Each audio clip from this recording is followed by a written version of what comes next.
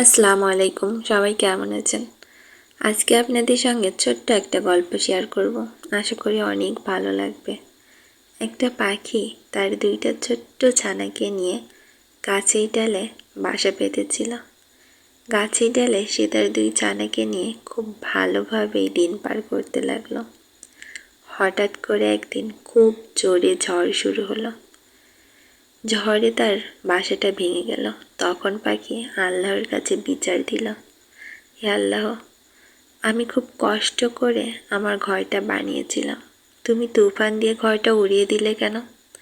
তখন আল্লাহ উত্তরে বলেছিল, তুমি যখন ঘুমাচ্ছিলে তখন একটা সাপ ঘরে ঢুকেছিল তোমায় খাওয়ার জন্য, তাই আমি ঘরটা উড়িয়ে দিলাম।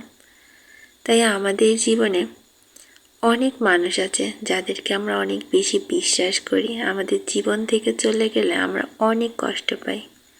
কিন্তু আমার আপনার জন্য কোনটা ভালো, আমার আপনার থেকে কিন্তু আমাদের রব ভালো জানেন। আমাদের জীবন থেকে তিনি কিছু মানুষ কেড়ে নেয় এই জন্য যেন তারা আমাদের ক্ষতির কারণ না হয়।